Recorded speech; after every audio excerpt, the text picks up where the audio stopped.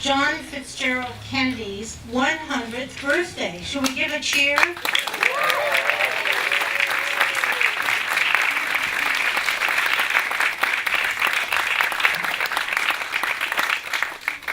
It is also the 50th anniversary of the creation of the birthplace as a unit of the National Park Service. I think that deserves a cheer.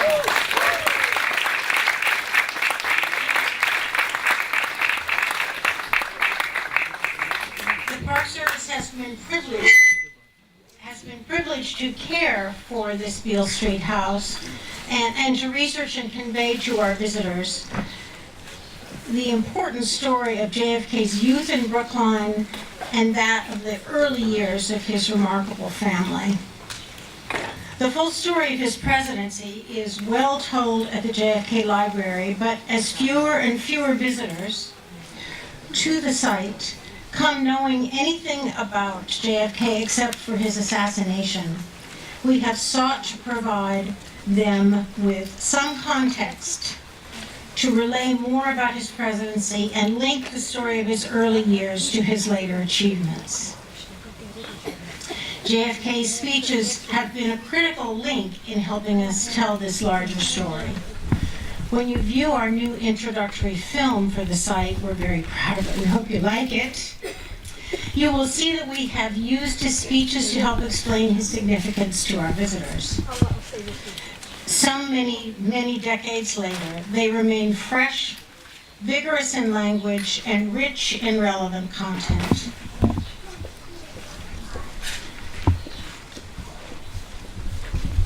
His speeches are handed down to us as a significant part of the JFK legacy, just as this house and its contents have been given to us. And the next hour today is our small effort to point to that legacy and to help his words become more fully appreciated and take root in our 20th century culture. Today we will hear segments from some of his most important speeches delivered by distinguished readers who've been so kind to join us, read passages, and share their thoughts on the significance of JFK and of his words. In your program you will find information on our speakers, some. Let me introduce them briefly now as a group and refer you to the internet for all the interesting details about them. We have Governor Mike Dukakis with us. Unfortunately, Kitty is not there.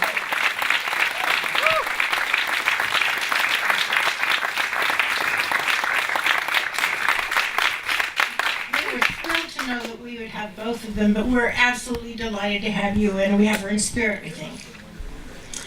And when he accepted, he said, because both of them felt that their lives in public service had really been inspired by JFK. We have Professor Eldon Lim of the National University of Singapore. We have Professor Dava Newman of MIT and former Deputy Administrator of NASA. Retired Judge Nancy Gertner and John Reinstein, former legal director of the ACLU of Massachusetts. We have State Senator Cynthia Stone Creem. We have Brookline Selectman Bernard Greene.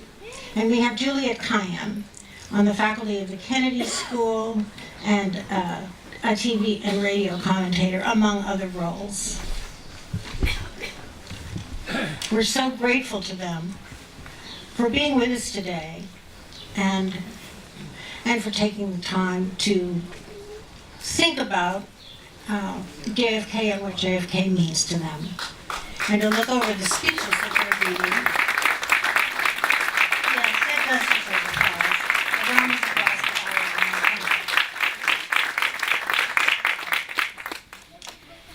So I'd like to begin with Governor Dukakis.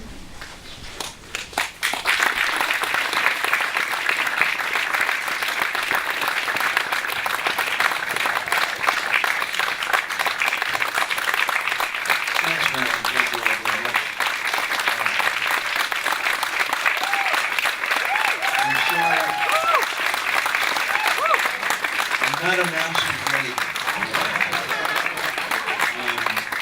Katie sends her regrets 2 days before the holiday. Both of us came down with terrible colds and coughs. And I'm really kind of infectious and should be here, but one of us had to show up. So she sends her best and regrets. She really wanted very much to be here, so I brought our son John with me, who was 5 at the time of the assassination. He remembers that to this very day. Now, let me just say briefly, because we're all supposed to be brief, that there's a little context to what I'm about to read. This is the famous city on the hill speech, which he delivered 11 days before his inauguration. Went to the State House and delivered this speech. He didn't say this, and there wasn't much commentary about it, but you have to understand that Massachusetts in 1961 was one of the 3 or 4 most corrupt states in the country. In fact, when I ran the following year, and I knocked on every door in this town, people would often say to me, "You look honest, I'll vote for you." It was all it took. Finally called my mother and said, "Ma, thanks for creating a kid that at least looks honest," whatever that meant. I don't know. But I'm serious. It was that bad. And so, as I read this excerpt, just understand that he never says it specifically, but it was quite obvious that he was trying to say to state government in Massachusetts, "Don't embarrass me. I'm going down to Washington to run an administration that stands for integrity and intelligence and vision, and I don't need this millstone around my neck." So listen to these words carefully. "I have welcomed the opportunity to address this historic body," that's the legislature, "and through you, the people of Massachusetts, to whom I am so deeply indebted for a lifetime of friendship and trust. For 14 years, I have placed my confidence in the citizens of Massachusetts.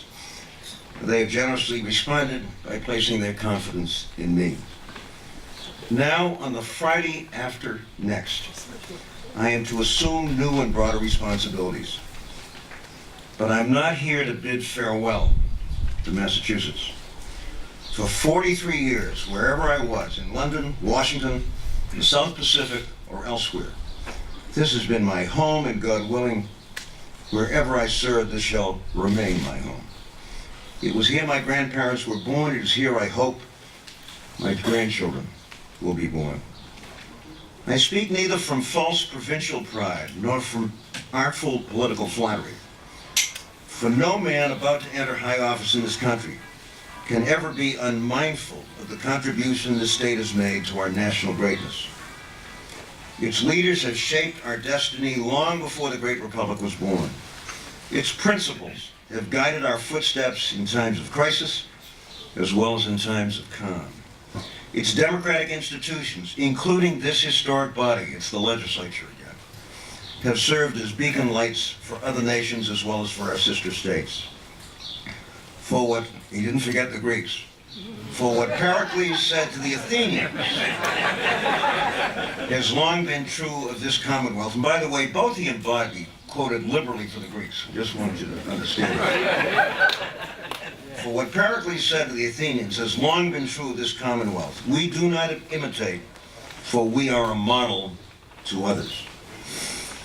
And so it is that I carry with me from this state to that high and lonely office to which I now succeed, more than fond memories of firm friendships, the enduring qualities of Massachusetts, the common threads woven by the Pilgrim and the Puritan, the fisherman and the farmer, the Yankee and the immigrant, will not be and could not be forgotten in this nation's executive mansion.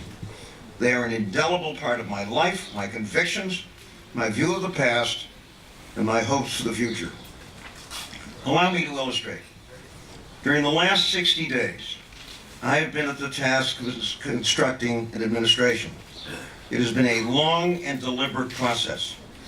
Some have counseled greater speed, others have counseled more expedient tests. But I have been guided by the standard John Winthrop set before his shipmates on the flagship Arbella 331 years ago, as they too faced the task of building a new government on a perilous frontier.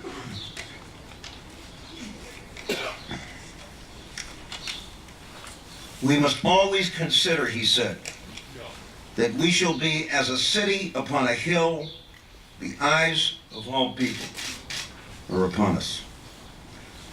Today, the eyes of all people are truly upon us and our governments, in every branch, at every level, national, state, and local.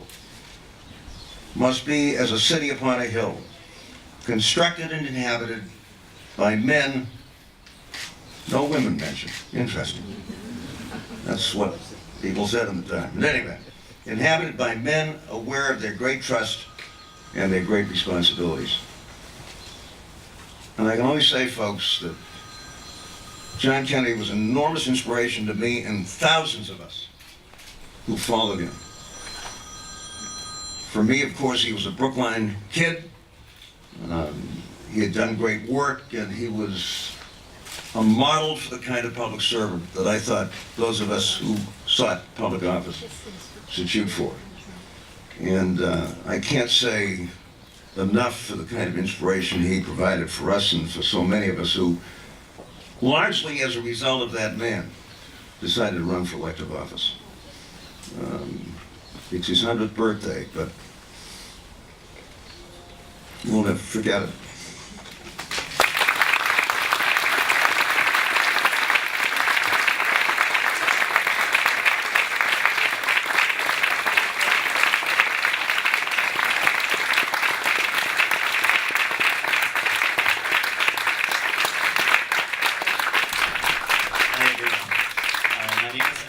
I'm a presidential scholar, and I'm here to read excerpts from John F. Kennedy's inaugural address. This inaugural address, I should say, has become the standard by which we judge presidential eloquence, at least in the modern age. It is an exemplary inaugural address because it was gracious and non-partisan. It took words very seriously, and its content was actually substantive and sensible. Breath of fresh air, isn't it? Let me then read an excerpt from this great address delivered on a crisp afternoon in January 1961. In your hands, my fellow citizens, more than mine, will rest the final success or failure of our cause. Since this country was founded, each generation of Americans have been summoned to give testimony to its national loyalty. The graves of young Americans who answered the call to service surround the globe. Now the trumpet summons us again, not as a call to bear arms, though arms we need, not as a call to battle, though embattled we are, but a call to bear the burden of a long twilight struggle, year in and year out, rejoicing in hope, patient in tribulation, a struggle against the common enemies of man, tyranny, poverty, disease, and war itself. Can we forge against these enemies a grand and global alliance, north and south, east and west, that can assure a more fruitful life for all mankind? Will you join us in that historic effort? In the long history of the world, only a few generations have been granted the role of defending freedom in its hour of maximum danger. I do not shirk from this responsibility. I welcome it. I do not believe that any of us would exchange places with any other people or any other generation. The energy, the faith, the devotion which we bring in this endeavor will light our country and all who serve it, and the glow from that fire can truly light the world. And now finally the famous bits that we all know.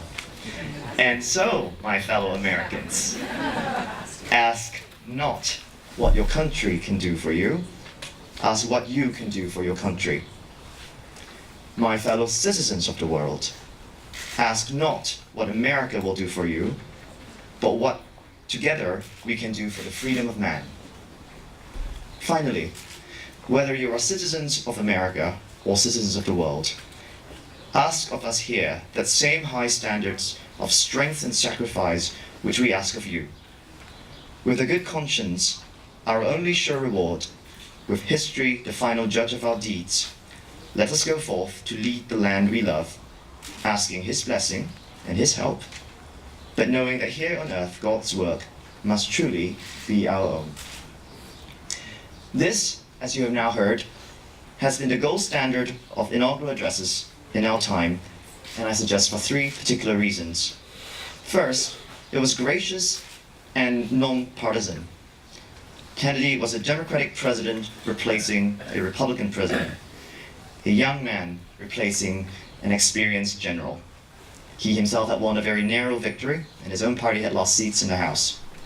It was for this reason that John Kennedy consciously sought to write a unifying speech, one that was devoid of partisanship and divisiveness.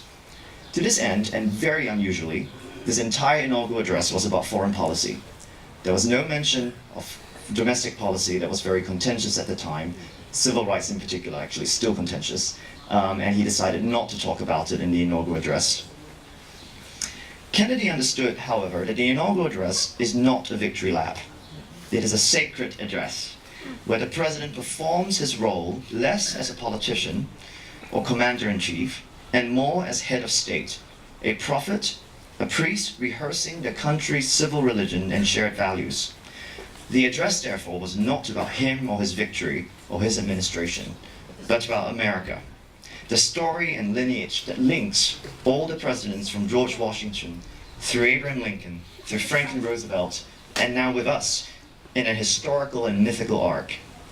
When we say a president needs to be presidential, we take the countenance of Kennedy in this speech as the defining standard. The second reason why this speech was so eloquent was because it took words very seriously. Kennedy and his speechwriters understood that words are not just slogans or tweets. They carry important ideas. Words can move mountains. They create alliances. They can also end alliances. Like his hero Winston Churchill, with whom he used to orate along on the I Can Hear It Now vinyl records, Kennedy understood the gravity of words in a nuclear age. Third and finally, this speech was eloquent and it took words seriously, ironically, not because it was crafted by speechwriters or spinmeisters, but by policy experts. The major speechwriter to help to draft this speech was actually Ted Sorensen, who was his special counsel. This is the critical difference between the speech-making worlds of John Kennedy and our own. In 1969, a major institutional development would change the White House speechwriting apparatus forever. For then, during the Nixon administration, the Office of Speechwriting was created, thereby differentiating the ideas and policy people from the wordsmith. Ted Sorensen was both, that's my point. In 1969, this was forever disaggregated between the speechwriters, the spinmeisters, and the policy experts. This division of labor was not in Ted Sorensen's, nor in my mind, the most benign development. Because Kennedy's speech was written by policy experts who understood the complexities of the Cold War, its content was sensible and well thought out, directed by policy rather than by style or rhetoric. As it turns out, great speeches also communicate great ideas. And so to conclude, on all three fronts, the inaugural address as gracious and non-partisan first, second, the inaugural address as taking words seriously rather than cavalierly, and third, the inaugural address as content-heavy and policy-focused. John Kennedy gave us a masterclass in presidential eloquence. He's a model statesmanship that remains pertinent even today on the centenary of his birth. I'd like now to introduce Professor Dava Newman for the next reading.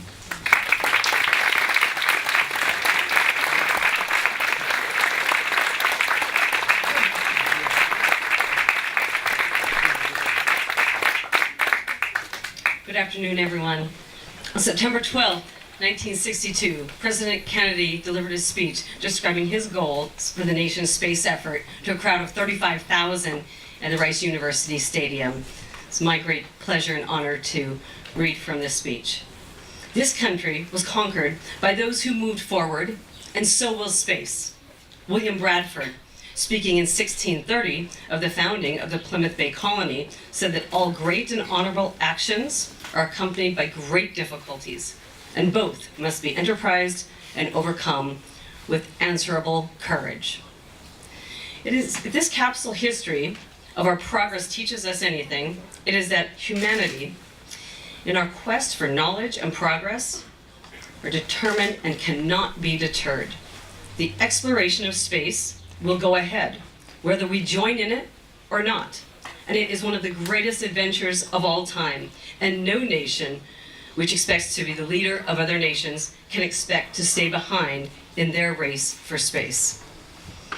Those who came before us made certain that this country rode the first waves of the industrial revolutions, the first waves of modern invention, and the first wave of nuclear power. And this generation does not intend to founder in the backwash of the coming age of space. We mean to be part of it. We mean to lead it. For the eyes of the world now look into space, to the moon, and to the planets beyond. And we have vowed that we shall not see it governed by a hostile flag of conquest, but by a banner of freedom and peace. We have vowed that we shall not see space filled with weapons of mass destruction, but with instruments of knowledge and understanding. Yet the vows of this nation can only be fulfilled if we in this nation are first, and therefore we intend to be first. In short, our leadership in science and in industry, our hopes for peace and security, our obligations to ourselves as well as others, all require us to make this effort to solve these mysteries, to solve them for the good of humanity, and to become the world's leading spacefaring nation. We set sail on this new sea because there is new knowledge to be gained and new rights to be won. And they must be won and used for the progress of all people. For space science, like nuclear science and all technology, has no consequence, no conscience of its own. Whether it will become a force of good or ill depends on humans. And only the United States occupies a position of preeminence. Can we decide whether this new ocean will be the sea of peace or of terrifying theater of war? I do not say that we should or will go unprotected against the hostile misuse of space any more than we will go unprotected against the hostile use of land or sea. But I do say that space may be explored and mastered without feeding the fires of war, without repeating the mistakes that man has made in extending his writ around the globe of ours. There is no strife, no prejudice, no conflict in outer space as of yet. Its hazards are hostile to us all. Its conquest deserves the best of humanity, and its opportunity for peaceful cooperation may never come again. But why, say some, the moon? Why choose this as our goal? And they may well ask, why climb the highest mountain? Why, 35 years ago, fly the Atlantic? And why does Rice play Texas in football? We choose to go to the moon. We choose to go to the moon in this decade and do the other things, not because they are easy, but because they are hard. Because that goal will serve to organize and measure the best of our energies and skills. Because that challenge is one that we are willing to accept and we are unwilling to postpone, and one which we intend to win. Personally now, that's my favorite speech ever given. President Kennedy's vision and leadership was paramount to taught me to dream and taught me that anything was attainable, that we should, each one of us, reach for our dreams and reach for the stars. That exploration is truly one of the great adventures of all time, and it brings us all together. Making my career choice as an aerospace engineer, from being a small girl in Helena, Montana, growing up, and hearing the speech and seeing the Mercury and Gemini and Apollo programs and what we could truly attain was the inspiration for my entire career. That exploration really offers humanity a banner of freedom and peace. That if we vow that we shall not see space filled with weapons of mass destruction, but it is with the instruments of knowledge and understanding for all humankind. My entire career has been dedicated to teaching, exploration, and the dream of humanity becoming an interplanetary species.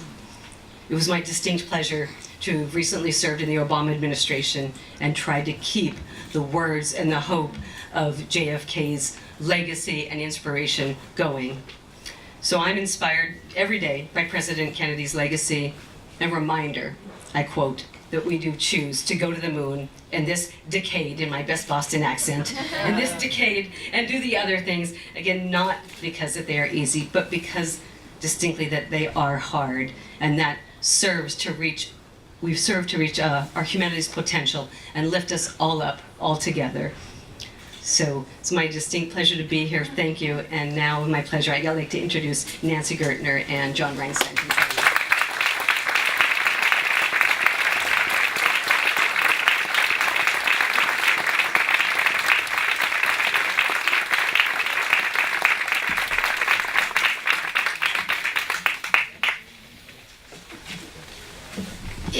In 1963, civil rights protests became increasingly confrontational in Alabama, with police harshly crushing protests in Birmingham.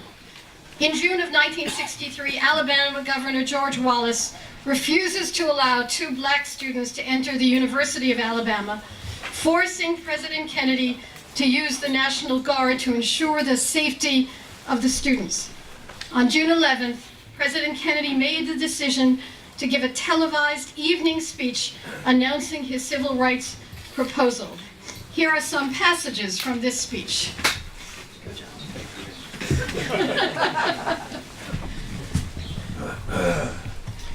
We do a lot of this back and forth. Right.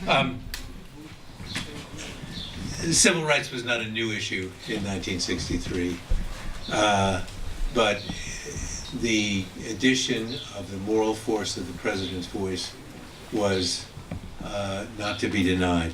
This is what President Kennedy began with. He said, "This is not a sectional issue. Difficulties over segregation and discrimination exist in every city, in every state of the Union, producing in many cities a rising tide of discontent that threatens the public safety. Nor is this a partisan issue. In a time of domestic crisis, men of goodwill and generosity should be able to unite regardless of party or politics. This is not even a legal or legislative issue alone. It is better to settle these matters in the courts than on the streets, and new laws are needed at every level, but law alone cannot make men see right. We are confronted primarily with a moral issue. It is as old as the scriptures, and it is as clear as the American Constitution. The heart of the question is whether all Americans are to be afforded equal rights and equal opportunities, whether we are going to treat our fellow Americans as we want to be treated. If an American, because his skin is dark, cannot eat lunch in a restaurant open to the public, if he cannot send his children to the best public schools available, if he cannot vote for the public officials who will represent him, if, in short, he cannot enjoy the full and free life which all of us want, then who among us would be content to have the color of his skin changed and stand in his place? Who among us would then be content with the counsels of patience and delay? 100 years of delay have passed since President Lincoln freed the slaves. Yet their heirs, their grandsons, are not fully free. They are not yet freed from the bonds of injustice. They are not yet freed from social and economic oppression. And this nation, for all its hopes and all its boasts, will not be fully free until all its citizens are free. Okay. Now the time has come for this nation to fulfill its promise. The events in Birmingham and elsewhere have so increased the cries for equality that no city or state or legislative body can prudently choose to ignore them. The fires of frustration and discord are burning in every city, north and south, where legal remedies are not at hand. Redress is sought in the streets in demonstrations, parades, and protests, which create tensions and threaten violence and threaten lives. We face, therefore, a moral crisis as a country and as a people. It cannot be met by repressive police action. Let me repeat that. It cannot be met by repressive police action. It cannot be left to increase demonstrations in the streets. It cannot be quieted by token moves or talk. It's time to act on the Congress, in your state and local legislative body, and above all, in all our daily lives. It's not enough to pin the blame on others, to say this is a problem of one section of the country or another, or deplore the facts that we face. A great change is at hand, and our task, our obligation, is to make that revolution, that change, peaceful and constructive for all. Those who do nothing are inviting shame as well as violence. Those who act boldly are recognizing right as well as reality.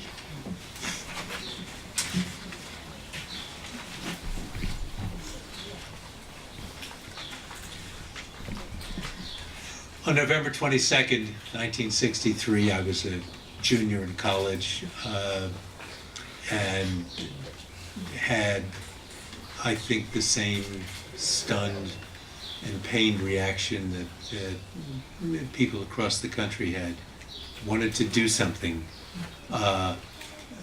What could I do? I jumped in a car with three of my friends and drove 400 miles to Washington, D.C., simply to wait in line to walk through the Capitol Rotunda to see the closed casket and to stand on the streets of Washington as the funeral cortege passed by and to say goodbye.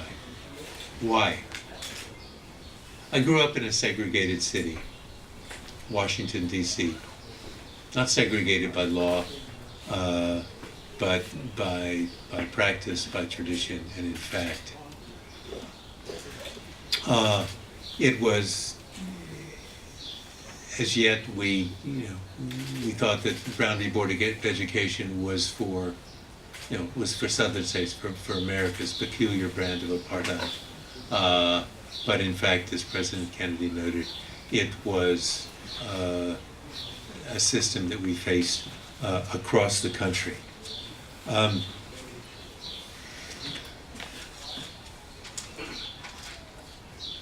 Segregation and inequality were not new in 1963, but leadership on the issue from the White House was. I really don't remember President Kennedy's speech that we just read from. I remember the incident, the occurrence which gave rise to it.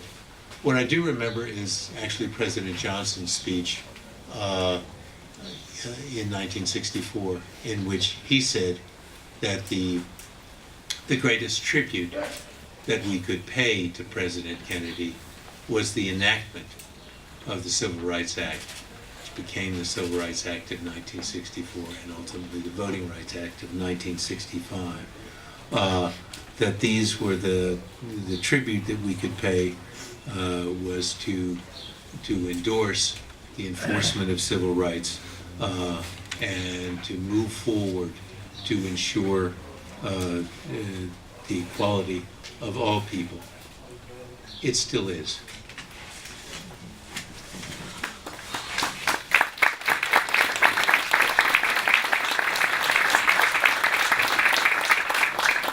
Friday, November 22nd, 1963. I was a freshman at Barnett College. It was the Friday before Thanksgiving. I was looking forward to a break from all the stresses of freshman year. Word suddenly spread from one end of the campus to the other. We dropped everything and ran to the coffee lounge. It was the only place that even had a radio. I looked everywhere for my older sister, who was a senior at Barnett at the time, and we wept. We wept that day. We wept over the next 3 or 4 days. I had not been involved in Kennedy's campaigns. I had only been in high school, but it was the backdrop of our lives. It was the voice on the radio. It was the text in the newspapers. But after his death crystallized for me the life that I wanted to lead. It became the backdrop for our activism against the war in Vietnam. It became the backdrop for our activism in favor of women's rights. And in particular, the law that he made possible, the 1964 Civil Rights Act, became the backdrop of my legal career. The line in the speech about this is principally a moral issue is the cutting line for me. It is a moral issue that cuts across class and party and partisanship and time and epoch. It is the single moral crisis of our country. The demands of that moral crisis are the demands of every generation, especially our own. After crying for many days, I remember going to my freshman English class, and I will never forget what she said. She said to all of us downtrodden in the class, she said, "You may not have been involved directly in his campaign, you may not have directly worked for him, but he was yours. He was the first presidential candidate who belonged to your generation." And she said, "I understand your pain."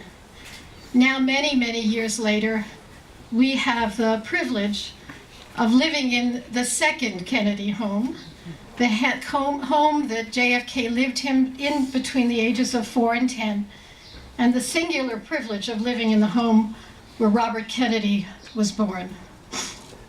This is a memory to be cherished. His is a model not to be forgotten, especially now. I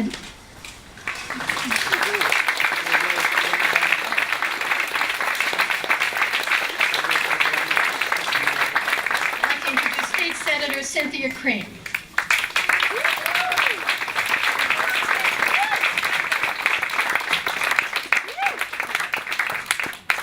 Thank you very much. Before I start, I would be remiss if I didn't tell you that the Massachusetts legislature is not totally corrupt now. And I would want you to know that it was with awe that I can say in my heart, and unbelievable, that President John Kennedy, Michael Dukakis, and Cynthia Creem are Brookline kids. So thank you for having me here today. With that, I will be reading an excerpt from the commencement address that President Kennedy gave at American University on June 10th of 1963. It begins, "I have therefore chosen this time and this place to discuss a topic on which ignorance too often abounds and the truth is too rarely perceived. Yet it is the most important topic on earth, world peace. What kind of peace do I mean? What kind of peace do we seek? Not a Pax Americana enforced on the world by American weapons of war. Not the peace of the grave or the security of the slave. I am talking about genuine peace, the kind of peace that makes life on earth worth living, the kind that enables men and nations to grow and to hope and to build a better life for their children. Not merely peace for Americans, but peace for all men and women. Not merely peace in our time, but peace for all time. I speak of peace because of the new face of war. Total war makes no sense in an age when great powers can maintain large and relatively invulnerable nuclear forces and refuse to surrender without resort to those forces. It makes no sense in an age when a single nuclear weapon contains almost 10 times the explosive force delivered by all the Allied air forces in the Second World War. It makes no sense in an age when the deadly poisons produced by a nuclear exchange could be carried by wind and water and soil and seed, to the far corners of the globe and to generations yet unborn. Today, the expenditure of billions of dollars every year on weapons acquired for the purpose of making sure we never need to use them is essential to keeping the peace. But surely, the acquisition of such idle stockpiles, which can only destroy and never create, is not the only, much less the most efficient means of assuring peace. I speak of peace, therefore, as the necessary rational end of rational men. I realize that the pursuit of peace is not as dramatic as the pursuit of war, and frequently, the words of the pursuer fall on deaf ears. But we have no more urgent tasks. Some say that it is useless to speak of world peace, or world law, or world disarmament, and that it will be useless unless the leaders of the Soviet Union adopt a more enlightened attitude. I hope they do. I believe that we can help them to do it. But I also believe we must re-examine our own attitude as individuals and as a nation, for our attitude is as essential as theirs. And every graduate of this school, every thoughtful citizen who despairs of war and wishes to bring peace should begin by looking inward, by examining his own attitude toward the possibilities of peace, toward the Soviet Union, toward the cost of the Cold War, and toward freedom and peace here at home. Let us examine our attitude towards peace itself. Too many of us think it is impossible. Too many think it is unreal. But as that is dangerous, defeatist belief. It leads to conclusions that war is inevitable, that mankind is doomed, that we are gripped by forces we cannot control. We need to accept that view. Our problems are man-made, therefore they can be saved by man, and man can be as big as he wants.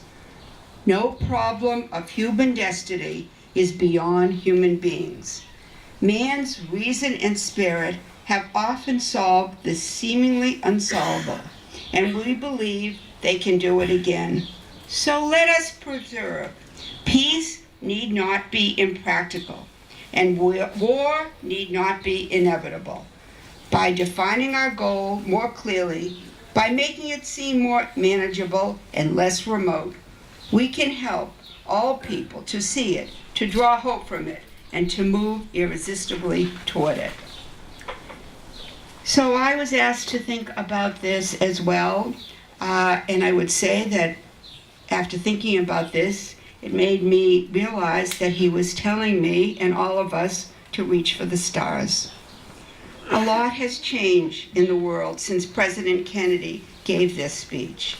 And while we are still struggling to attain the peace that so implorably speak of, we cannot afford to let go of this goal. But today, the pathway to peace has become more complicated. For us and the Soviet Union are not the only players, and nuclear war is not the only threat. We now face acts of aggression on our soil, not only from those within our country, but foreign and even unknown aggressors. We know the President's views were framed and grounded in his own personal experience in World War II, including the loss of his older brother and his own serious injuries. As he and his family have done, the Kennedys have challenged each of us to take an active role in a pathway to peace, be it the Peace Corps, the National Service Corps, and any other avenue dedicated to make the world a better and safer place. It is my hope that once again our country's leaders will sincerely take up this goal, as difficult as it may be, and work honestly towards lasting peace around the world, rather than drag us further into a world fraught with division, hate, and violence. As President Kennedy said, peace need not be impractical and war need not be inevitable. Let us hold on to President Kennedy's words of hope that the future of peace is possible, and recommit to this goal for a safer and better future for this generation and for all those to come. Thank you for asking.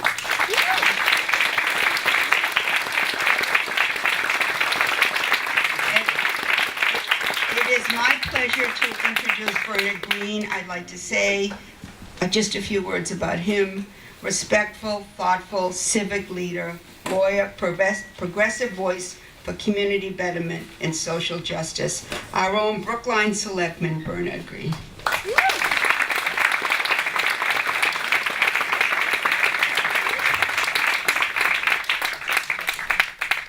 Thank you, Senator Creem. Will you please write that down? I need that. Okay, I'm going to be reading from a speech that is not famous, but it is important. It's about the responsibilities of Americans to our natural environment and to all of our people. I selected this speech because I actually was there listening to it. My father was stationed at a local Air Force base, and I was a student at East Junior High School in Great Falls, Montana. Kennedy was on a conservation tour of the West, and he gave this speech on a beautiful fall day at the Memorial Stadium of the high school in Great Falls on September 26, 1963. The speech used what I would call 1960s style Cold War rhetoric, the political correctness of the day. He said America must throw their weight into the balance in every struggle, in every country, on the side of freedom. That was how we talked back then. But in this speech, Kennedy also directly asked the people of Montana and the people of America to support other struggles that must be fought to make America strong.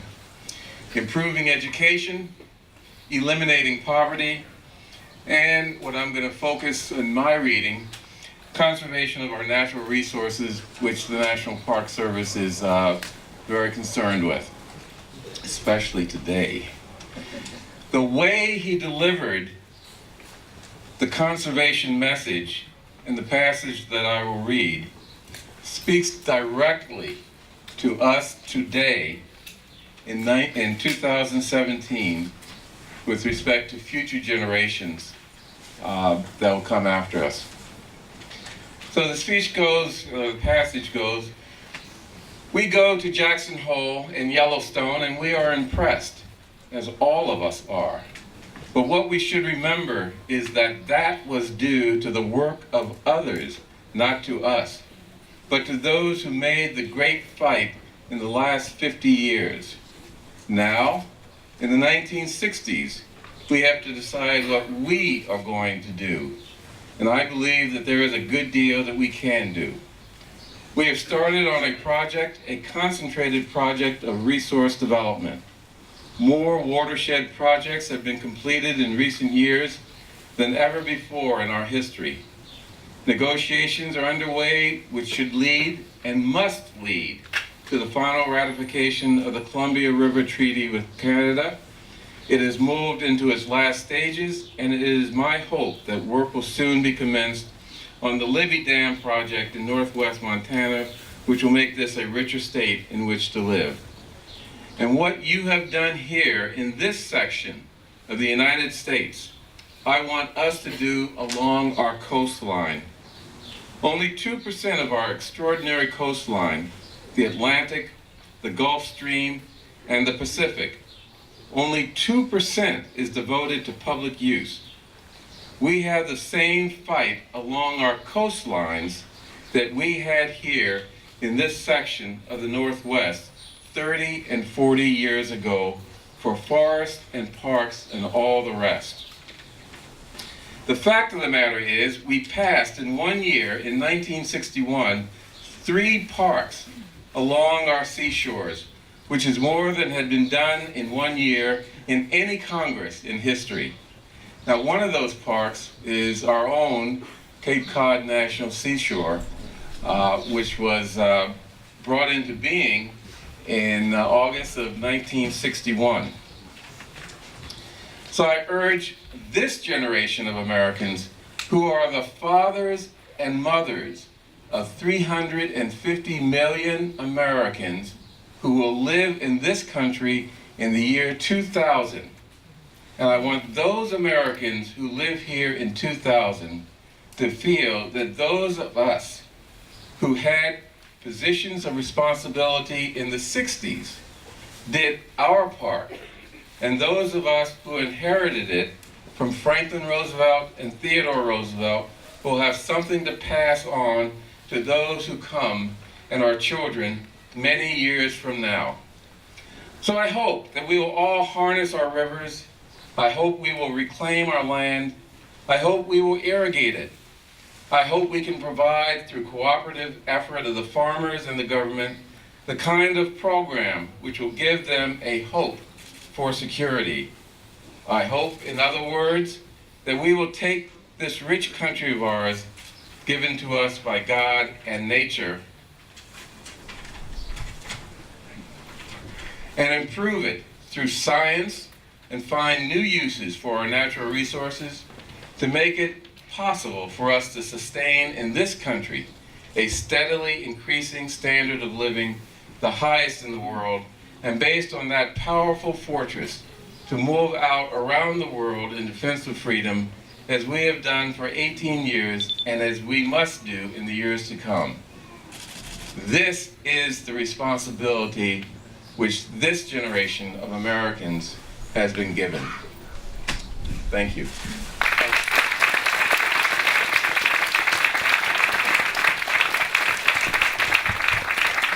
And if you missed the point he's making is that we now have responsibility to our future generations, just like he in the 1960s saw our responsibility to us in the 2000s. Our next speaker is going to be Juliette Kayyem.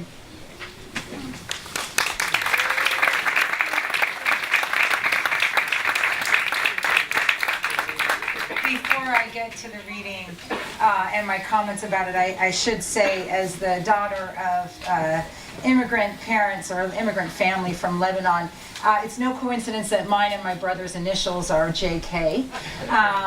That what it meant to immigrant families to have that family there. My mother from Lebanon, we used to play a game, 21 questions. Some of you will remember it in cars. You know, someone would have a subject and you had to guess what it is. Every single time it was either Eleanor Roosevelt or Jackie Kennedy. So she was an easy pick. I should also say my husband, who's standing there, who's now a judge, when he was a law professor, helped Ted Kennedy, Senator Ted Kennedy, with some legal issues. And when he told Senator Kennedy about my family's ties, at least in our head, to the Kennedys, Ted Kennedy picked up the phone immediately and called my mother to thank her for her support. It's those gestures that made the Kennedy, not just John Kennedy, but the Kennedy family such a remarkable one. They viewed service not as a burden, but of course as a privilege that they shared with all of us. This is from June 26, 1963, before the Rudolfplatz in Berlin. And you're going to excuse my German at the end. Freedom has many difficulties and democracy is not perfect, but we have never had to put a wall up to keep our people in, to prevent them from leaving us. I want to say on behalf of all my countrymen who live many miles away on the other side of the Atlantic, who are far distant from you, that they take the greatest pride that they have been able to share with you, even from a distance, the story of the last 18 years. I know of no town, no city that has been besieged for 18 years that still lives with the vitality and the force and the hope and the determination of the city of West Berlin. While the wall is the most obvious and vivid demonstration of the failures of the communist system for all the world to see, we take no satisfaction in it. For it is, as your mayor has said, an offense not only against history, but an offense against humanity, separating families, dividing husbands and wives and brothers and sisters, and dividing a people who wish to be joined together. What is true of the city is also true of Germany. Real, lasting peace in Europe can never be assured as long as 1 German out of 4 is denied the elementary right of free men, and that it is to make a choice.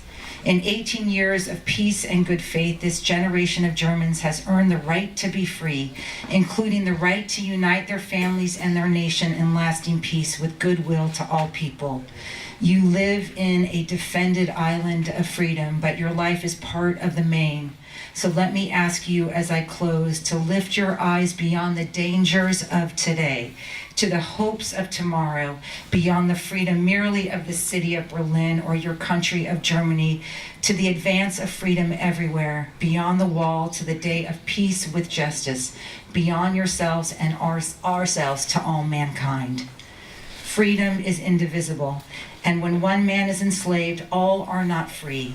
When all are free, then we can look forward to that day when this city will be joined as one, and this country and this great continent of Europe in a peaceful and hopeful globe. When that day finally comes, as it will, the people of West Berlin can take sober satisfaction in the fact that they were in the front lines for almost 2 decades. All free men, wherever they may live, are citizens of Berlin, and therefore, as a free man, I take pride in the words, Ich bin ein Berliner. These words from Kennedy have greater meaning today than we could have imagined even a year ago. For all of the commentary about this speech, I read it this weekend with a sense of urgency that I had never felt before. It is ultimately a speech not about Berlin specifically, but about the post-World War II order that guided so much of Kennedy's thinking and the policies of our great nation until recently. It is pro-human rights, pro-democracy. It is also pro-Europe. It is an understanding, as Kennedy certainly would have felt with the sacrifices he made in service and the ultimate sacrifice of his brother, that if the wars we fought in the 20th century are to have any meaning, it was beyond the freedom merely of the city of Berlin, beyond the war to the day of peace with justice, beyond yourselves and ourselves to all mankind. It is difficult for me to stand before you today and not warn of the challenges to that peace with justice that we are confronting today. Movements on the left and right, some fair, reminding that too many have been left behind, some reeking of the same hatred and ideology that animated in Kennedy's time, are challenging the core of Kennedy's vision. In the name of disruption, they believe that the order that Kennedy dreamed of, that the great continent of Europe would be a vision of peace and hope, is quaint and has served its time. And in that process, America's role in nurturing that vision is being viewed as obsolete or outdated. So with you here today, I do not apologize, as I have JFK's words as my backing. Berlin is as relevant today as it was then. Our nation cannot afford to abandon the post-World War order that has served us well. Imperfect at times, of course, but it has, through fits and starts, elevated man and womankind, demanded greater access to voting and participation, and has kept us from the brutality and death of mass destruction. There was a time, as Kennedy said in this excerpt, when American took the greatest pride in sharing that vision. That vision has been questioned by our own citizens, our European allies in NATO and the EU. And our political leaders fail to recommit to that common vision will leave us less safe and will leave Europe susceptible to the very forces that have brought so much havoc in the past. I do not pretend that the world is without its challenges. I work in that world. The challenges we face are new: terror, pandemics, climate change, cyber attacks. Some are old and familiar, as Kennedy certainly knew: Russia, authoritarianism, anti-Semitism, anti-immigrant sentiment. But that means that we need to recommit to Kennedy's words, to our institutions that have actually served us well. Disruption is not intrinsically good, and the institutions that Kennedy spoke of are not intrinsically bad. Freedom, as he said in that speech, has many difficulties, and democracy is not perfect. But it is the institutions of governance and world order, ones that Kennedy lived by and nurtured, that will give the greatest joy and freedoms for the future. As he said, we have never had to put a wall up to keep our people in, to prevent them from leaving us. The brutality and short-sightedness of any wall to keep us in or to keep those who might thrive here will, I believe, prove as damning as the Berlin Wall did. And so as we honor Kennedy, let us also remember the fierce urgency of now. His legacy is not static, it is under tremendous stress. We must continue to nurture the vision that is likely his greatest foreign policy accomplishment, that Europe and America, as friends, as cousins, will together provide a lasting peace and goodwill to all. Let us, if not as government policy, but as individuals with collective influence, remember his words. Recommit to Berlin and what it represented to our great President Kennedy. The commitment to a lasting peace brought by a shared vision between the U.S. and our European cousins. For Kennedy's memory and for his vision, we are all Berliners today.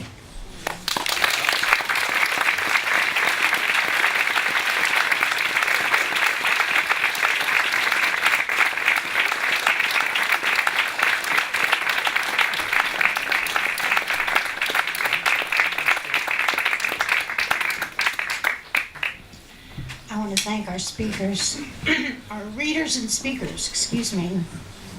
I seem to be losing my voice. It perhaps is the right moment before we go much further to speak of the fact that we have here today a number of consuls general or their representatives. And I'd like to recognize them if they're all here, and even if they're not, they intended to be, and say that one of the things that has been most striking to us about this small house is the very large number of international visitors that it draws. The social science surveyors who look at different national parks and figure out what their visitors are all about were quite surprised about this, and they haven't been here for a long time, and I can tell you that it's our impression that the numbers of foreign visitors continues to grow. So what it is about Kennedy that so many years later is still a source of inspiration is something of enormous interest to us, and something I think we all should be proud of. So if I could, I'd like to recognize these individuals who are here today, and I'd like to apologize in advance for what is almost guaranteed to be poor pronunciation.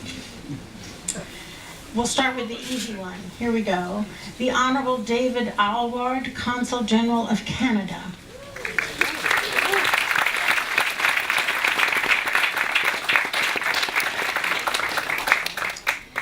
Honorable Rokichiro Nichi, the Consul General of Japan.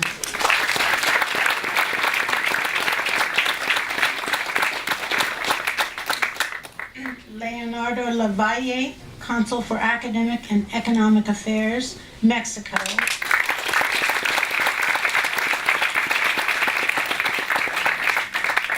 And the Honorable Harriet Cross, Consul General of the United Kingdom.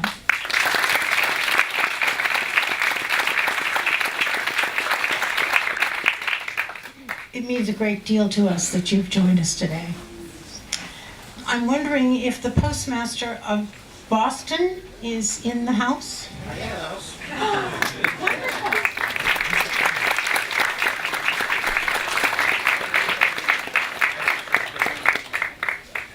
And I know that Rose Fennell is in the house. And there she is.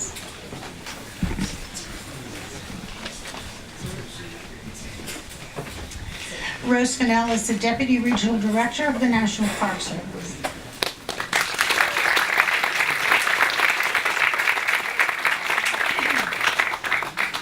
And we're going to have a stamp unveiling, which is kind of fun and exciting.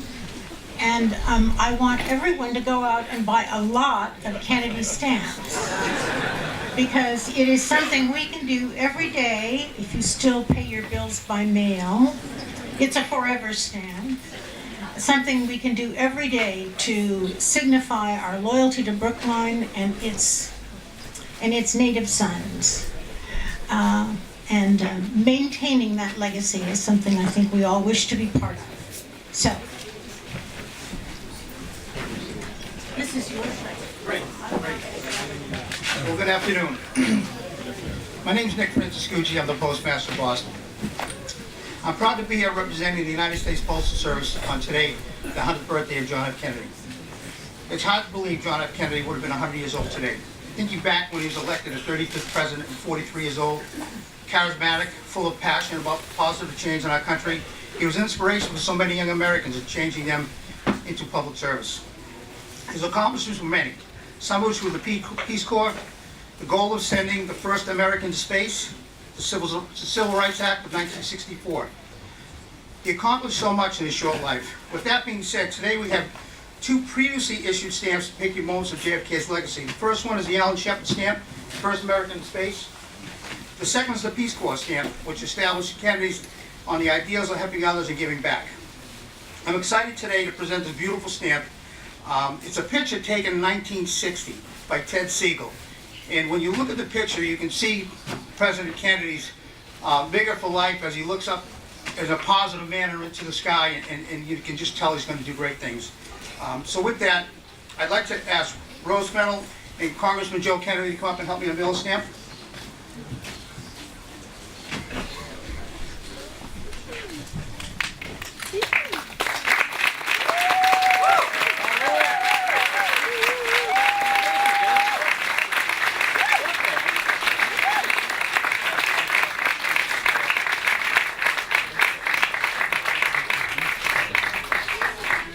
Down in front, please. Down in front, please.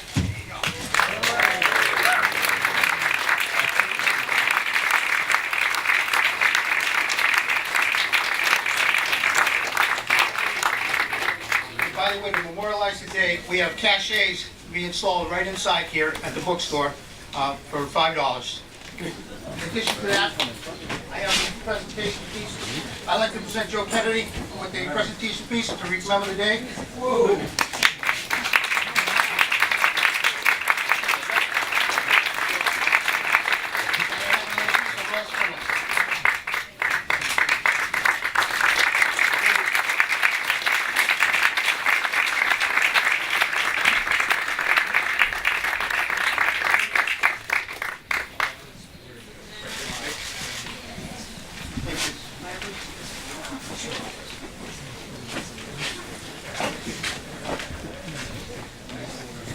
So thank you, Mr. Franciscucci. The National Park Service enjoys a very special relationship with the United States Postal Service and appreciates the many occasions over the years and around the country in which the Postal Service has honored our parks with special commemorative stamps.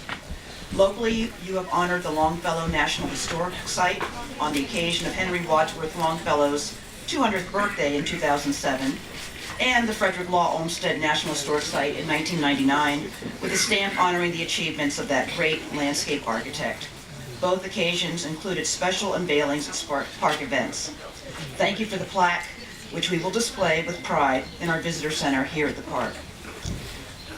I'd like at this time to introduce Mr. Neil Wyszynski, Chairman of the Brookline Board of Selectmen.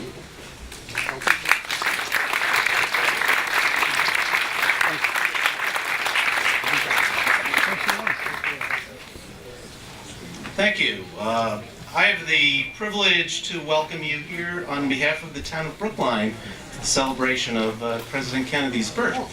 Brookline was President Kennedy's original hometown, and the town has been hosting a series of events, this event being one of the highlights. And I'd like to thank the town's JFK 100 Celebration Committee. First, Selectman Nancy Heller, the Honorable Nancy Gertner and John Rhinestone, Jim Solomon, Fireplace Restaurant, Chobe Hoy, and Betsy DeWitt. E.J. Dionne wrote in today's Washington Post that it's fitting that we honor the 100th anniversary of JFK's birth on Memorial Day, which salutes those who died for their country. Kennedy and his moment in history was shaped by the experiences of the greatest generation of which he was a part. World War II veterans developed a deep confidence in the capacity of Americans to act in common, unquote. President Kennedy embodied that confidence and that capacity to collectively solve the national problems. President Kennedy reminds us of the power of words, ideas, and how they're delivered.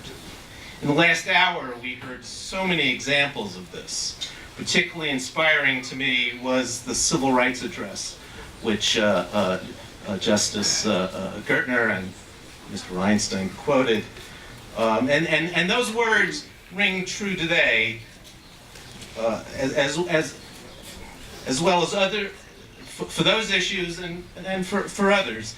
And I think it's worth quoting again a passage. We face, therefore, a moral crisis as a country and a people. It cannot be met by regressive police actions. It cannot be left to increase demonstrations in the streets. It cannot be quieted by token moves or talk. It's a time to act in the Congress, in your state and local legislative body, and above all, in our daily lives. It's not enough to pin the blame on others, to say this is a problem of one section of the country or another, or deplore the facts that we face. A great change is at hand, and our task, our obligation, is to make that revolution, that change, peaceful and constructive for all. Those who do nothing are inviting shame as well as violence.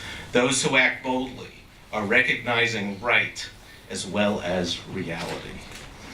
The memory of this kind of oratory and leadership inspires me, and I hope you, to work to raise the level of local and national political discourse. Yes, ideas matter, and how they're presented matter. And the moral compass of our leaders matter, not only to us, but to the world and our place in the world. So on behalf of the Brookline Board of Selectmen and my colleagues, Ben Franco, Nancy Heller, Bernard Greene, and Heather Hamilton, I welcome you.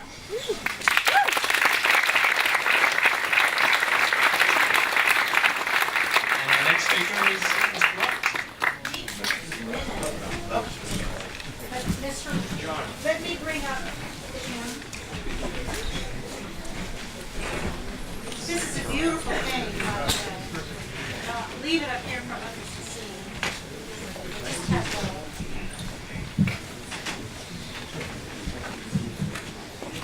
have a couple of words before you get started. It's wonderful to see all these people here. It's very exciting. And it's nice that you wish to be here and you don't want to absolutely have to go to the house this minute. We have a wonderful staff here at the Kennedy site. We're so fortunate that we do.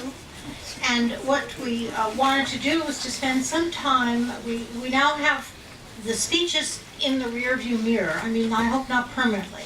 I hope they find their way into our lives and into our culture.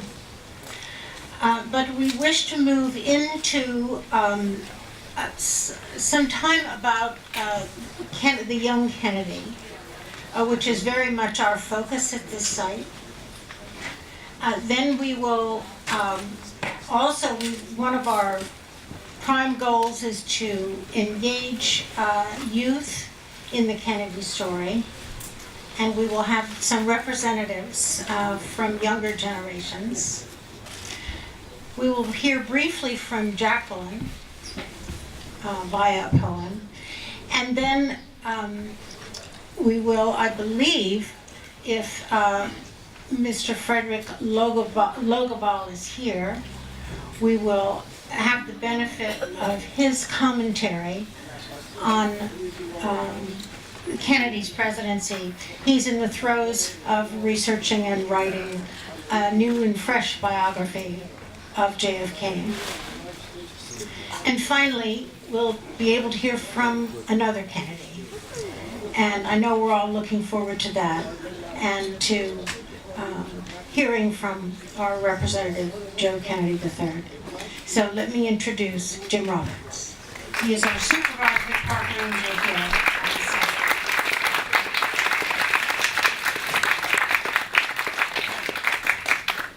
You took my speech.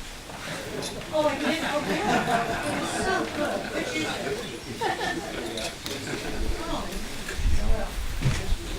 I have to admit, I have not memorized it. Thank you, Superintendent Harrison, invited guests, friends and neighbors and visitors as well. What was it, 53 years ago today, there was a crowd, not unlike this one, but for a very different occasion, on the National Day of Mourning. And once again, we gather here in front of this house to commemorate and celebrate JFK's life.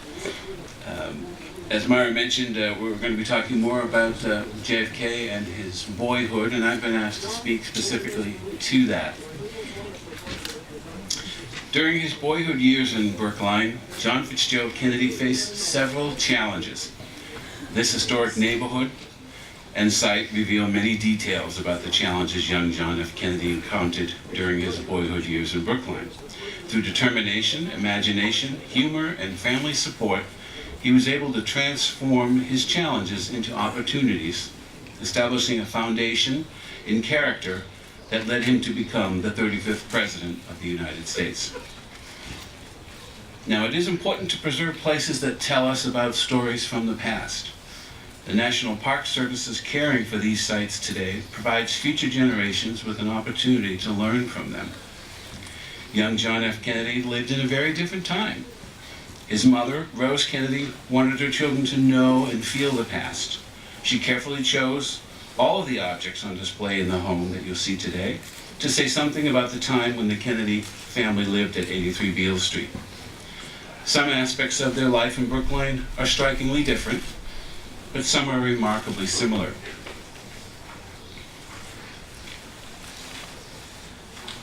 Mr. and Mrs. Kennedy held high expectations for their children. Family meals were often eaten together, and the Kennedy children were expected to arrive to dinner on time and learn proper dinner manners. From a very early age, the children were expected to participate in conversation, share experiences from the day, listen, ask questions, answer thoughtfully, speak up, and communicate ideas and thoughts with the rest of the group. Mrs. Kennedy said she encouraged an exchange of information and ideas in which even the younger children learned to speak for themselves. Topics included items from the religious calendar, Sunday Mass, current events, history, and daily activities. And family activities were a vital component of the Kennedys' life. Mr. and Mrs. Kennedy stressed the importance of reading, homework, music, art, and religion, and felt that involvement in these activities would give their children the necessary skills to become successful adults. The President's parents also stressed participation in family activities and putting the family first. In the living room, the family gathered to read and play, say their nightly prayers, and listen or play the piano. These activities were important to the Kennedy family and done on a regular basis. Jack, as he was called by his friends and family, and three of his siblings, Joe Jr., Rosemary, and Kathleen, lived in this home. At the time, it was customary for children to be born at home, and Jack, Kathleen, and Rosemary were born here. Jack was the second of 9 children, and he was a compassionate, patient, and humorous older brother. Rosemary was born with intellectual disability that made learning difficult. This made the family think about life in a new way, and evoked compassion in the children of a very privileged family. As the 2 oldest siblings, Joe Jr. and Jack, were expected to be role models for the younger children. But Joe Jr. was less patient with Jack than with the other siblings, and although they cared for one another dearly, they were fiercely competitive with each other. Their personalities differed greatly. Joe Jr. was firstborn, filled with vitality, healthy, and energy. He was serious and ambitious, neat and orderly. He emanated power and promise and was expected to be a role model for younger children. Joe Jr. took on that responsibility and, as his mother would say, acted like a little adult. Jack, on the other hand, was warm and playful, but often tardy, forgetful, and sloppy. He was quite intelligent, had an active imagination, and surpassed Joe Jr. in mental ability, but was lazy in school. Even though Joe Jr. was bigger and stronger, Jack wouldn't let that stop him. He never gave up. As a younger and smaller brother, Jack often tried to prove that just because Joe Jr. was older didn't mean he was better. As the smaller and weaker brother, Jack often tried to challenge Joe Jr. The older and bigger brother, Joe Jr., would usually win, but Jack was relentless. Mrs. Kennedy recalled on a sunny afternoon one spring, Joe suggested a bicycle race, with each going around the block in opposite directions. Approaching each other head-on at the final corner, neither boy swerved. The collision left Joe unhurt, but Jack was thrown from his bike into the air, coming down on the ground in a bloody heap that would take 28 stitches to put together again. And Jack endured many illnesses as a boy. He dealt with the challenge of always being sick by reading and using his imagination to escape with characters in his story. Various illnesses plagued him throughout his life, but he was never defeated by them. Mrs. Kennedy spoke of the pleasure of reading to Jack as a boy and how reading helped him develop a strong imagination. During his presidency, he imagined sending a man to the moon, imagined a country where all people are treated equally, imagined the removal of the Berlin Wall and unifying the people of Germany, imagined a program, the Peace Corps, that helped people around the world. His two favorite books were Billy Whiskers, a story of a naughty, playful, and mischievous goat, and King Arthur and his Knights, the legend of a heroic king who helped his people. Other books he enjoyed reading were the Tales of the Arabian Nights, Peter Pan, Bambi, Black Beauty, Treasure Island, Kidnapped, The Jungle Book, Uncle Tom's Cabin, The Lays of Ancient Rome, Pilgrim's Progress, and The Story of a Bad Boy. Jack was encouraged to participate in sports, and although he wasn't a strong boy, he was a fighter and always put forth great effort. Mrs. Kennedy said, "My husband was quite a strict father. He liked the boys to win at sports and everything they tried. If they didn't win, he would discuss their failure with them, but he did not have much patience with the loser." Although Jack grew up in a different time, he encountered similar childhood challenges of today. He and his older brother challenged one another. He was constantly battling sickness. His parents held high expectations for all their children and enforced family rules. These challenges were difficult, but through determination, imagination, and a good sense of humor, he overcame many of them. Now it is my pleasure to introduce Rebecca Soto, who's going to give us her perspective of what JFK means to her.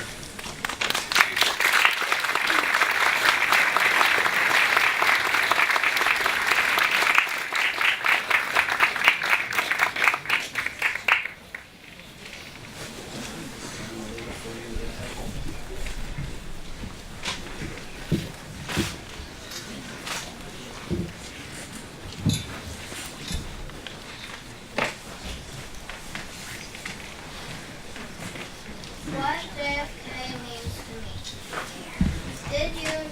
Did you know that John Fitzgerald Kennedy lived in Brookline, Massachusetts, right around where I live?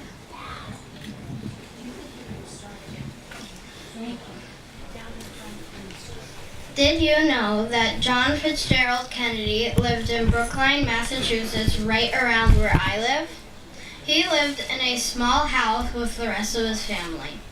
I think the most interesting thing I learned about JFK is that he went into politics and became president, even though he didn't plan to. I would not expect such a mischievous boy to become president. For example, JFK was always late for dinner. Whenever he was late, he had to answer questions from the newspaper. The newspaper man always came to his house because his family liked to read so much. Do you think a boy who's always late to dinner would be future president? Another example is that JFK wasn't always such a good role model like his mother wanted him to be. One day, JFK was taking a family photo in fancy clothes, but he had his collar messed up and his shoes untied and he looked like a big mess. And yet, he became the president.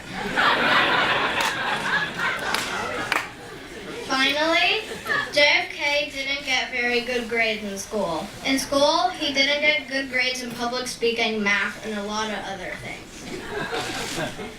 When you are president, you have to do a lot of public speaking. When JFK did public speaking, he did pretty well. So he must have learned sometime because he did pretty good, which is really weird. So remember that JFK taught us things can happen that you didn't plan to happen. For example, right now I'm bad at putting punctuation in my sentences. But maybe that will change in the future when I get older. Thanks.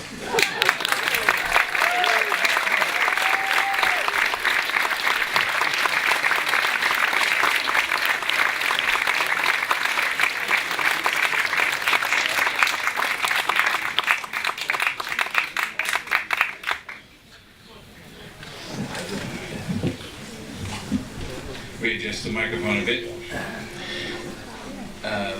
Rebecca's part of our annual program called What JFK Means to Me, which is a partnership with the town of Brookline and Edward Devotion School.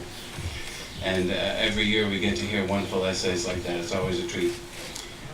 We just did that last week. Unfortunately, it was a much worse day as far as weather, and we had to go inside for that. Also, we have an annual program called the Stewards of the Future, where we hire high school students from the local area for an 8-week summer program where they can get an internship and learn about careers in federal government, in National Park Service specifically. And today we have with us one of our alumnus from last year, who is a success story in that, is it next week? Next week he will become a park ranger with the Massachusetts Department of Conservation and Recreation. So please welcome Peter Scherer.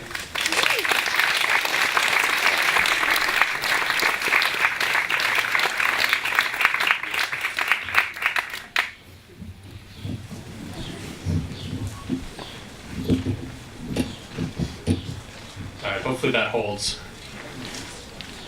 I would like to thank my former supervisor, Jim Roberts, for giving me the opportunity to speak today. It is truly an honor to stand at this podium on this very special day and reflect on what JFK means to me. Over the course of my employment at the John Fitzgerald Kennedy National Historic Site last summer, I gained an understanding of our nation's 35th president as a person.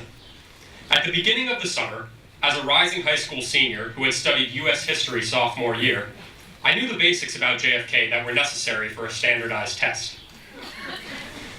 I could associate with his name such phrases as the space race, or the Cuban Missile Crisis, or the Peace Corps, or the Bay of Pigs. But there is no place better than someone's childhood home to get to know them on a more personal level. When I first toured the house, I saw the picture taken just a few yards from here almost a century ago that shows Joe Jr. squeezing young Jack's hand as they pose for a picture on Easter Sunday. Jack is motioning towards the person taking the photo that his older brother is hurting him, but apparently to no avail. As a younger brother myself, I recollected times when I found myself in similar scenarios. When we entered the house, I saw the tiny chair and miniature table where young Jack used to eat meals. I saw his crib, his christening gown, his children's books, his teddy bear. At the beginning of the summer, it was difficult to reconcile this intensely personal view of the president's childhood with my image of him as an adult. How could someone whining about their hand being squeezed by their brother go on to be a war hero? How could someone reading Billy Whiskers, the autobiography of a mischievous goat, eventually defuse the Cuban Missile Crisis? Obviously, there is a major difference between the capabilities of a 3-year-old and a 45-year-old, but one thing is continuous: their identity as a person. It can be easy to inflate people like JFK to be somehow on a different realm from the rest of us, given their intelligence, composure, and eloquence. But it only takes a closer look at someone to understand that they are simply a person who was once a little kid, just like the rest of us. They hope and fear and succeed and fail just like we do. To me, JFK is Jack, born in my hometown. He was pushed around by his older brother, read whimsical books, and snuggled with a teddy bear. He was also the 35th president of the United States and a war hero. But this site has taught me that he was a person above all, just like all of us. And just like him, we can all strive to make positive change in the world. Thank you.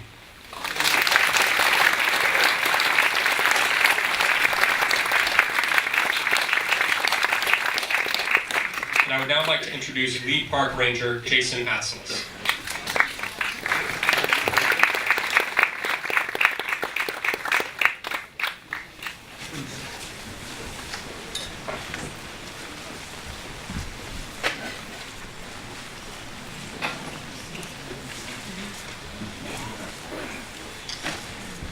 John F. Kennedy understood the importance of words and the enriching power that art plays in our lives. He once said that if more politicians knew poetry and more poets knew politics, I am convinced the world would be a little better place in which to live. He and First Lady Jacqueline Kennedy brought elegance and eloquence to the White House, and I would now like to read a poem that Jackie wrote for her husband just after the two were married in 1953.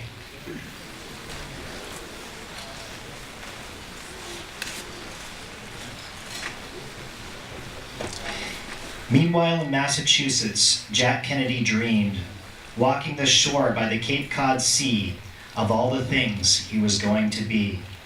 He breathed in the tang of the New England fall, and back in his mind he pictured it all. The burnished New England countryside, names that a patriot says with pride, Concord and Lexington, Bunker Hill, Plymouth and Falmouth and Marston's Mill, Winthrop and Salem, Lowell, Revere, Quincy and Cambridge, Louisburg Square. This was his heritage, this was his share of dreams that a young man harks in the air. The past reached out and tracked him now. He would heed that touch, he didn't know how. Part he must serve, a part he must lead. Both were his calling, both were his need. Part he was of New England stock, as stubborn, close-guarded as Plymouth Rock. He thought with his feet most firm on the ground, but in his heart and his dreams were not earthbound. He would call New England his place and his creed, but part he was of an alien breed. Of a breed that had laughed on Irish hills and heard the voices in Irish rills. The lilt of that green land danced in his blood, Tara, Killarney, a magical flood, that surged in the depth of his too proud heart and spiked the punch of New England so tart. Men would call him thoughtful, sincere. They would not see through to the last cavalier. He turned on the beach and looked toward his house. On a green lawn his White House stands, and the wind blows, the seagrass low on the sands. There his brothers and sisters have laughed and played and thrown themselves to rest in the shade. The lights glowed inside. Soon supper would ring, and he would go home where his father was king. But now he was here with the wind and the sea and all of the things he was going to be. He would build empires, and he would have sons. Others would fall where the current runs.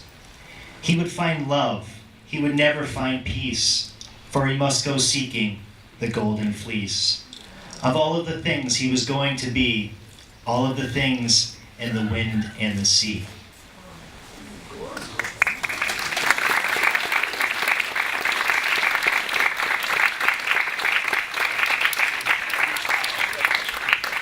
I now have the pleasure of introducing Frederick Logeval.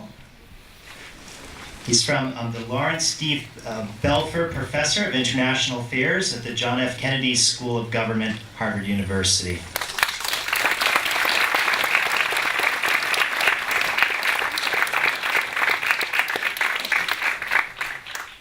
It's great to be with you on this occasion. My name is Frederick Logeval. I am a historian at Harvard, where, by the way, I just want to mention there is in the Harvard Archives a new exhibit. Some of you have seen it. If you have not, I want to recommend it to you. It's in the Pew C Library, and they have found wonderful materials pertaining to the president's time at Harvard, and some of you have even heard a clip that they uncovered, which is from 1937.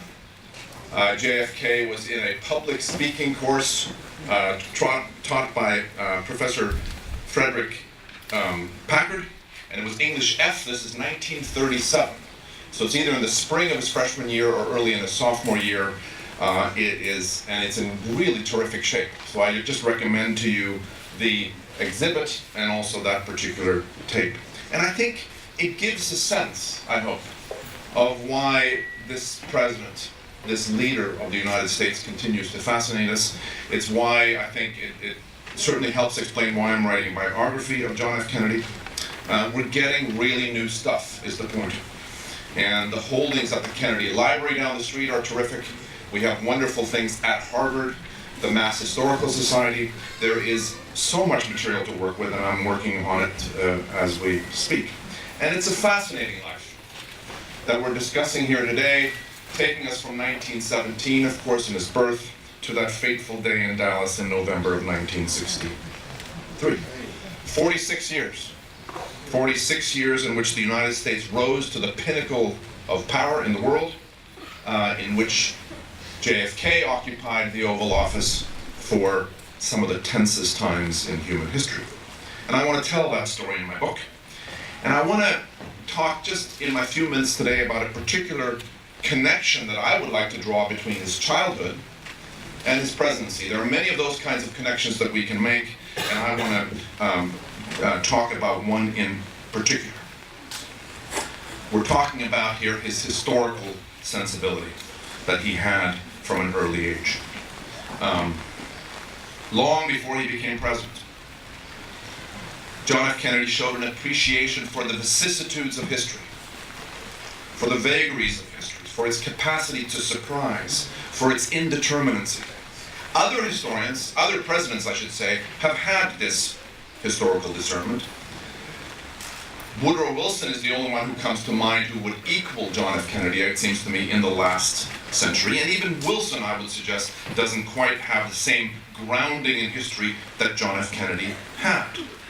And I think this is how we can connect his childhood here in Brookline to his presidency many years later.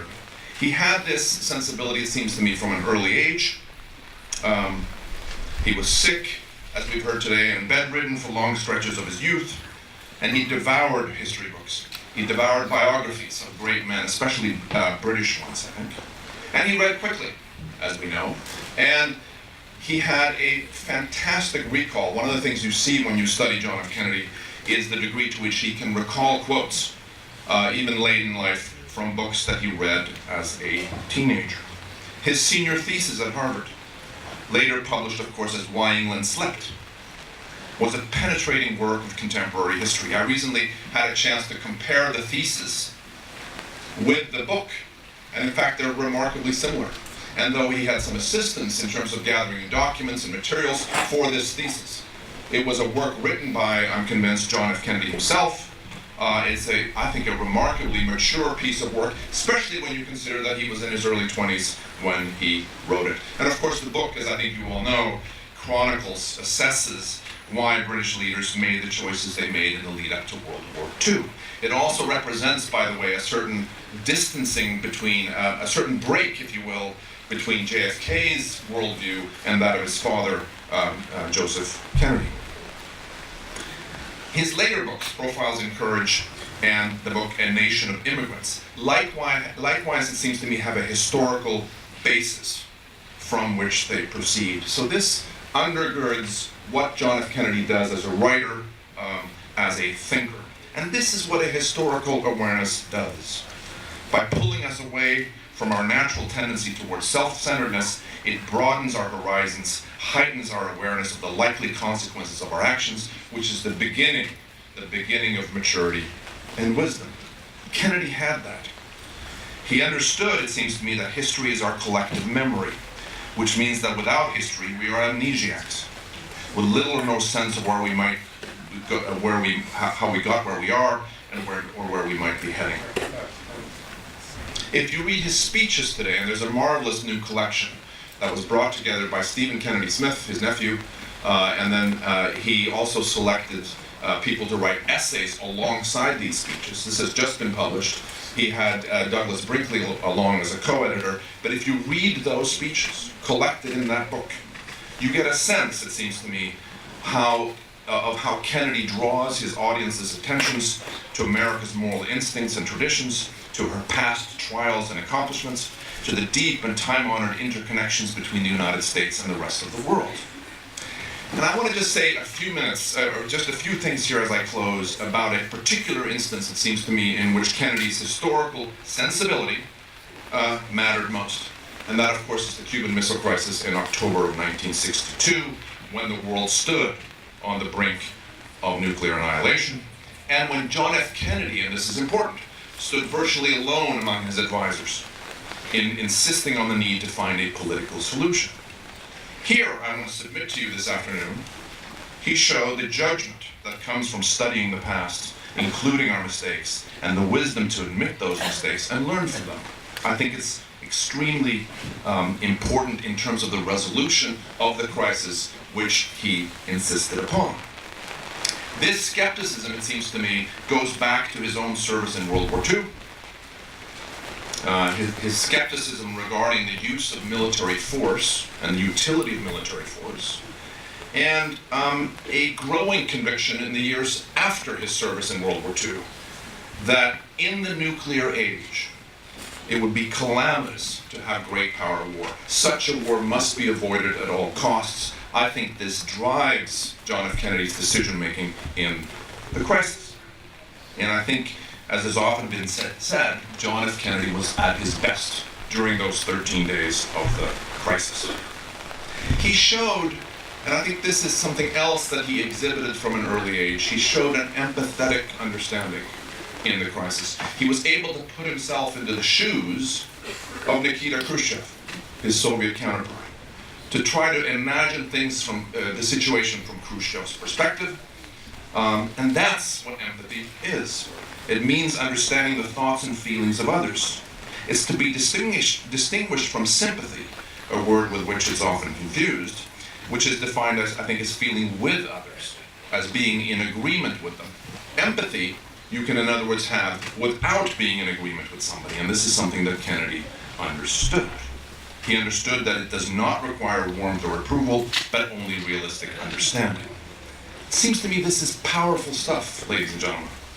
It is because we realize that life presents challenges to even the most fortunate among us, that we are all flawed and vulnerable, that life is precious and must be treated with respect, that we're able to reach out empathetically to acknowledge our connections with our fellow human beings, and to emphasize, to empathize. To empathize, in short, is to civilize. Finally, just one quote from a speech that he did not get a chance to give.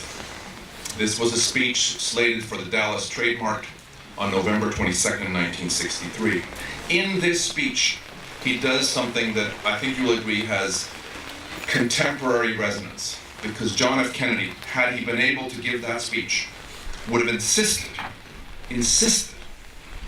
on the absolute need for rational, fact-based discourse in public life.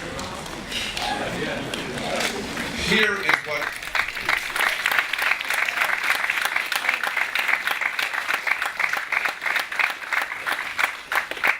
is what he said, and I'm going to leave you with this, or again, what he would have said.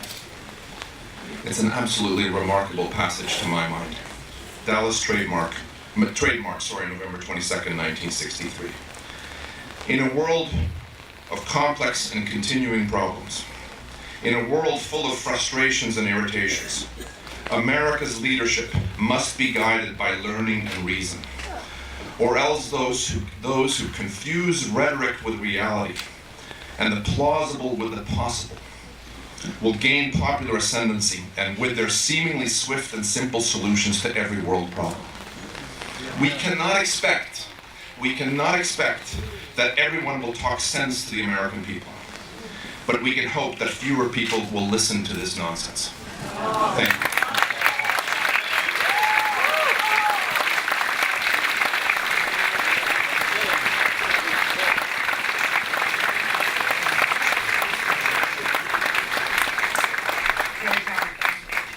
Thank you, Professor.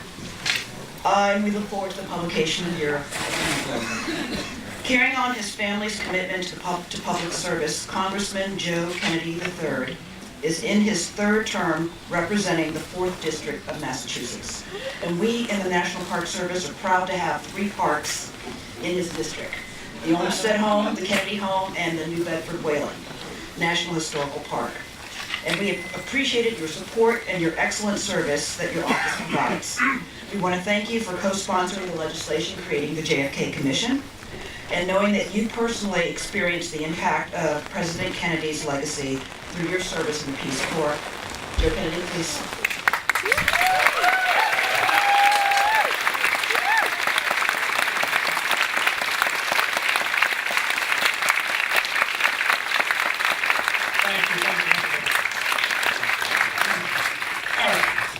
So this is essentially a family gathering. It's about as many people around a Thanksgiving table. So to the extent possible, the rain is starting to come down a little bit more. If people can squeeze in, there are some little young folks outside in the rain. So if they can at least kind of squeeze in and fill in the empty seats, that would be appreciated, I'm sure, for everybody that's getting wet on a beautiful, almost June afternoon in New England.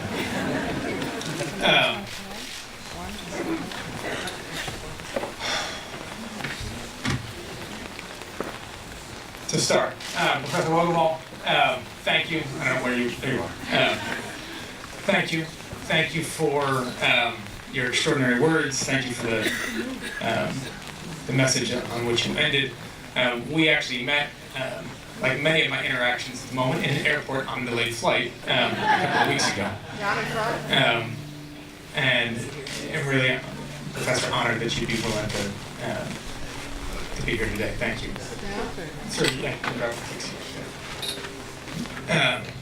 To the National Park Service, to the town of Brookline, to an untold number of dear friends that are gathered here today, I cannot find the words to say thank you for a thoughtful and poignant tribute to my great uncle. It is hard for me to tell you how meaningful this is for me, for my family, so suffice it to say, at least for now, that we all are deeply, deeply grateful. As many of you know, this occasion is particularly powerful for me because I used to live, like, literally right next door. My wife and I brought our first child home right around the corner to the house that we shared as a family. We moved to try to find a little bit more space for all of the strollers. But this neighborhood, this community, all of you will always hold a very special chapter in our lives. And ladies and gentlemen, there's been an incredible outpouring of inspiring words that have been shared about my great uncle in the months, the weeks, and the days leading up to his centennial. When you have a family that is as big as mine, you learn pretty quickly that you can't speak for any of them, let alone all of them. But I think I can safely say the few words resonate as deeply to any of us as the ones that come from here. From Brookline, from Boston, from Massachusetts, from home. Because if there's one thing that we know about President John F. Kennedy, it's how proud he was of where he came from. His family, his heritage, and his hometown. This bold, and sometimes, almost always, beautiful Commonwealth. This brilliant country, which gave his ancestors the opportunities that dreams are made of. That pride wove and wound its way through everything he did.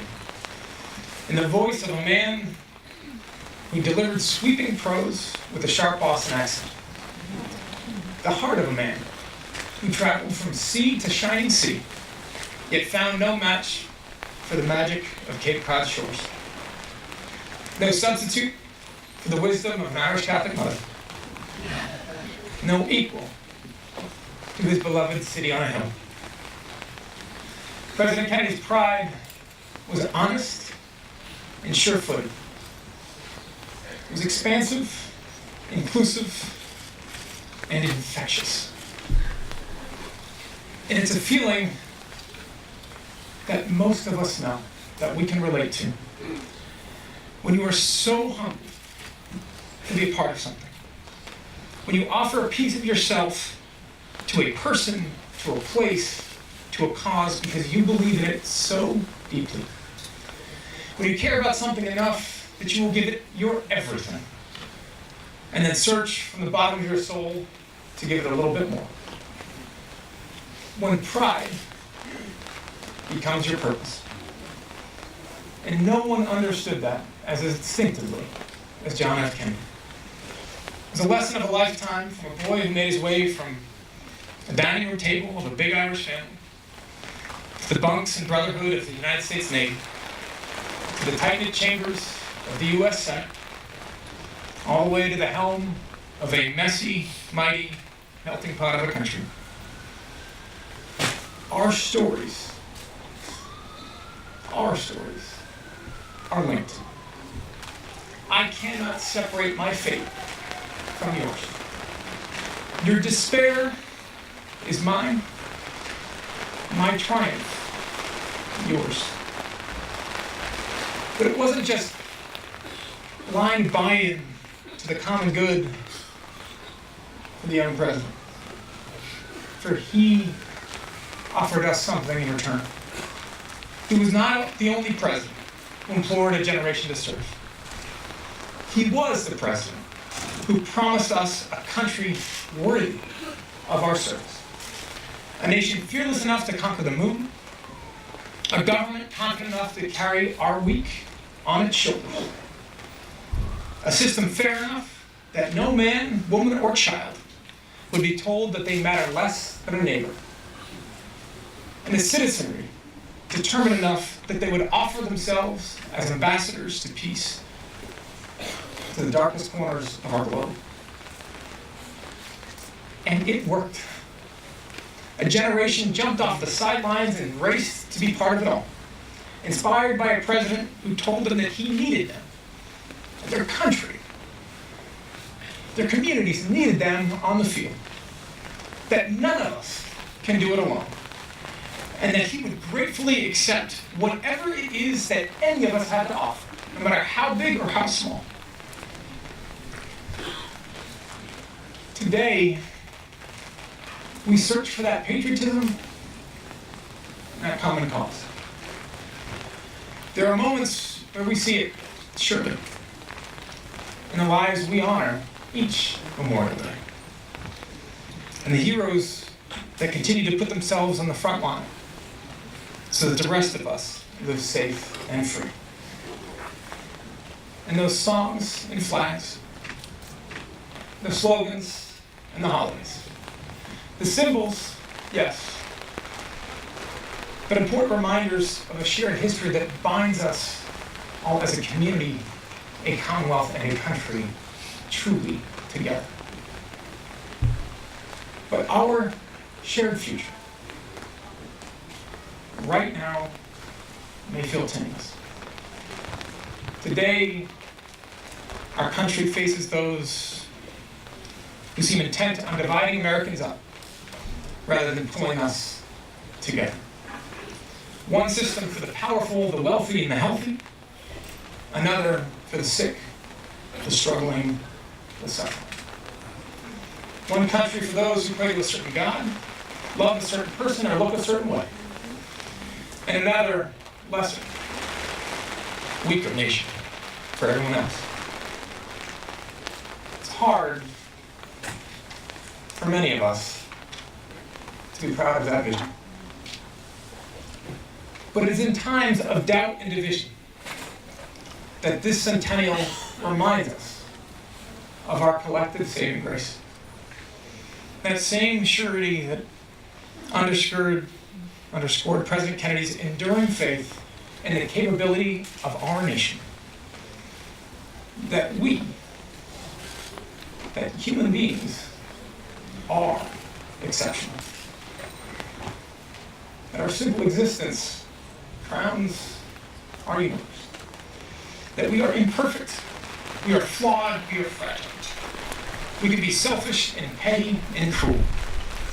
But, and this he believed in so fiercely, in the moments that matter most, we exceed our expectations. We expand and we extend. We rescue, we protect, we survive. We open, we give, we heal, and we help. We choose to be heroes to a loved one, to a stranger, to a cause, and to a country. And that inherent characteristic inside every one of us, more than any law or any leader, one of the most powerful movements or moments, is what drives us towards progress. It takes time and persistence and resistance and patience. But no single person, no bully, no stubborn monster like prejudice or injustice, in the end, none of it can match the small, personal, courageous ways that Americans, that we choose goodness every single day. Because we all want to be proud of how we spend this precious time on earth. We all want our children to be proud of us. We all want our lives to have mattered. President Kennedy knew that was true about each of us. He spoke it, he lived it, and an inspired nation continues to rise to his challenge today. Ladies and gentlemen, thank you for honoring my witness.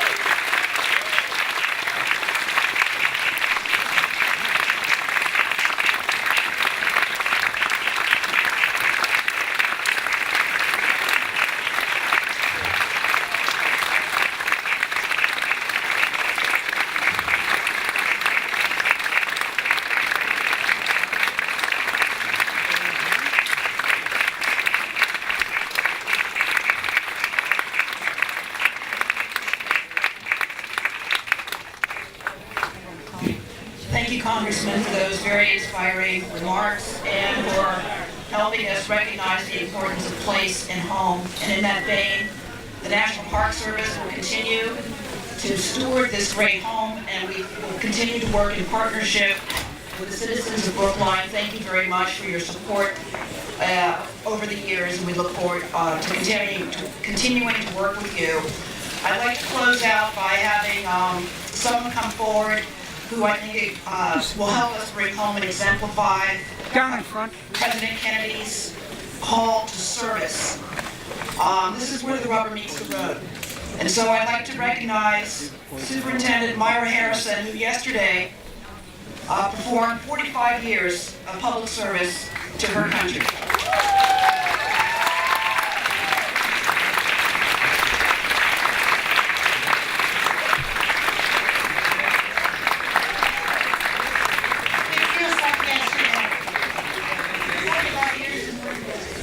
Years in one day. So that concludes our program. We'd like to ask folks to stick around. We have entertainment coming from the music school, a flute ensemble of the Brookline Music School. Thank you. Sure.